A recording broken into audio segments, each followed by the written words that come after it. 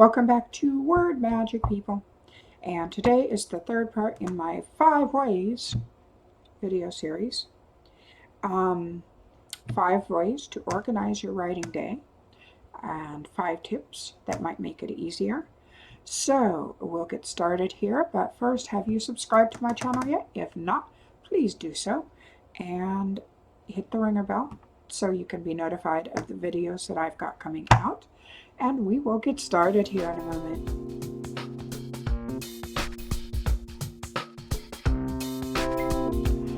So a little bit of an introduction as to me. I am Yasmine Galenorn, New York Times, USA Today, and Publishers Weekly bestselling author of over 65 books. I write urban fantasy, I write paranormal romance, and other things sprinkled in. I have 23 years experience in the business. 20 of it I spent mostly in traditional publishing with New York publishers, and then 3 years I have spent indie, and I'm in my 4th year as an indie author, and I am loving it. So that's a bit about who I am. So today, I'm talking about 5 ways to help organize your writing day and get more done. First one, and these are common sense, and you'll hear them in a number of other articles and videos all over, but they are common sense, and if you haven't heard them before, you're hearing them from me. One is do your creative work first. Get the creative work that you need to do out of the way, because if you don't, everything else you do sort of siphons off that creative energy. So in other words, do the writing, the rough draft writing. Get that done. Get that done before you go on social media. Get that done before you do administration work if you can help it. And for God's sake, get it done before you open your email. The creative mindset, it wears out really quickly. And it's a lot easier to do admin tasks than it is to do creative tasks. So I'd say leave the admin for the afternoon. I mean, if you're a morning person, get up, get ready, get to your desk, and start writing. Try to avoid letting yourself be distracted, because distractions are the bane of an author. And I think they are of most artists, musicians, artists, writers. We all need that focus to create. And if you have let yourself get diluted by interruptions and by, the news and Facebook and, I've got to go tweet this, then you're going to find your energy draining away in dribs and drabs, and that's not a pleasant feeling. So take care of your creative projects first. Make them a priority. Second is a way to manage the creative projects. In terms of writing, I use the Pomodoro Technique. I set a timer for 25 minutes, and I start it and I write, and I don't let anything distract me. I don't answer people if they IM me. I don't answer texts. I don't let people come in and distract me at my desk.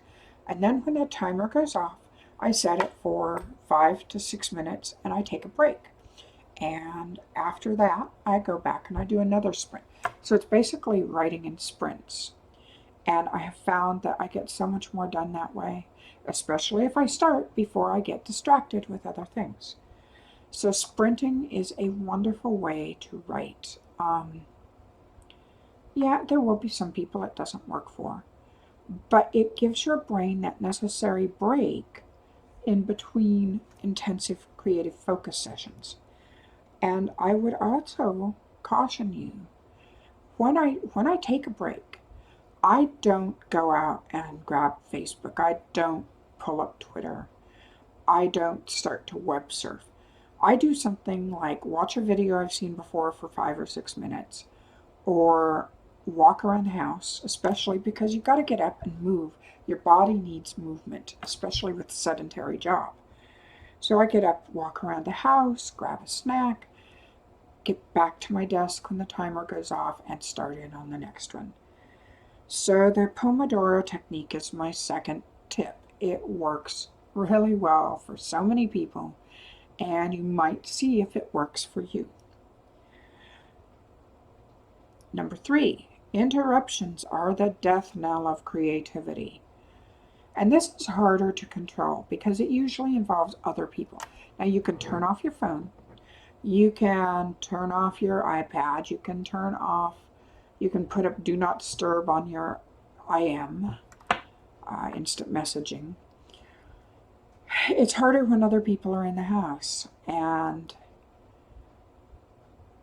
you need to train them that this is your time to write, especially if you're making a career out of this. They wouldn't come to your job at work, at a day job, and hang around your desk and start bugging you while you're in the middle of a meeting with your boss, would they? Well, explain it to them that way. It's like, this is my work time. I need to work at this time. You do not get to interrupt me. If you have to shut the door on them. Now, I know this is harder. If you have kids, you're going to have to find a way to work for you. I am not the best person to give you advice on that because I don't have children. I do, however, have a husband who is home all day, and he works for me, but he still sometimes interrupts me when I'm working, and I have to remind him, hey, I'm working. I'll get to this when I can. And I have an assistant that comes in, excuse me, and an online assistant. And sometimes they interrupt me, and I'm just like, out. Talk to you in 10 minutes, talk to you in 15 minutes, however long I've got left. Because when you are interrupted in the middle of a thought that you are putting on paper, especially creative fiction, creative work, it takes at least twice as long to get back in that mindset, sometimes longer.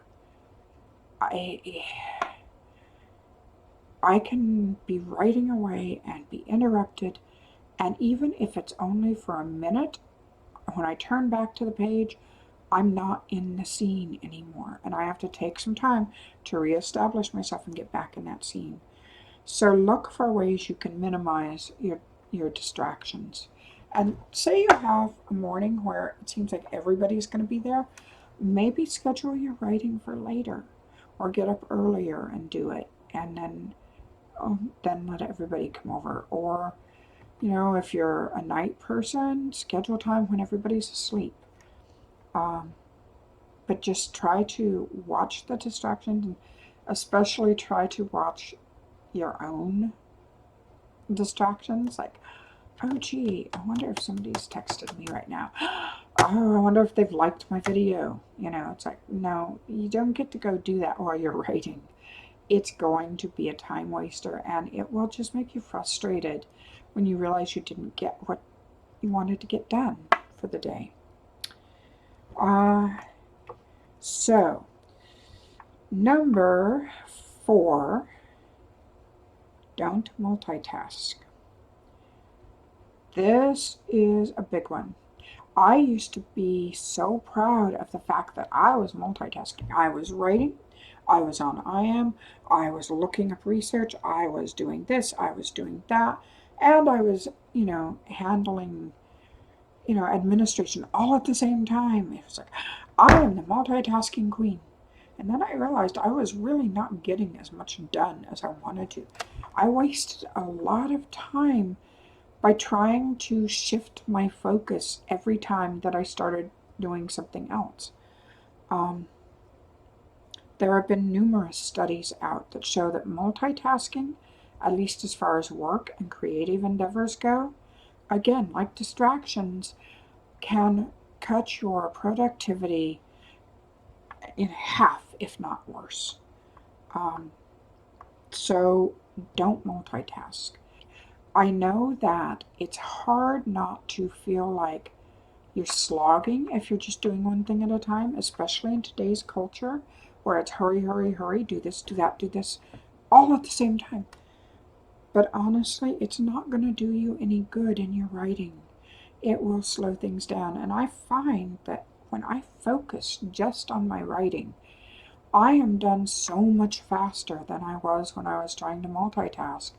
And I would still not have everything done by the end of the day back then. And now I get done what I want done. I use planning systems. I am a massive planner. Um, I belong to a group of planning aficionados. We love planners, paper planners, it's like, and I have planners for my work. I have planners for, the day. I've got planners for my health because I now have to. Um, I have a tarot planner or journal, sort of. So look at what you can logistically expect to get done in the day. And then if you have time extra, you can get more done. But set yourself up to where you are doing a reasonable amount of work per day. And then if you have time and energy, you can do more. But it's so much better to do this, to start with slightly lowered expectations rather than sit there and go, I'm going to write 10,000 words today and tomorrow and the next day. And then I'm going to do a blog and then I'm going to make a video. And at the end of the day, you're sitting there in tears going, oh, I got 4,000 words written and I got half a blog done and the video just isn't happening. It's like, instead go, okay, I will write 3,500 words today and I will make a video. And if I have time, I will do a blog. And by the end of the day, hey, you might have all three done.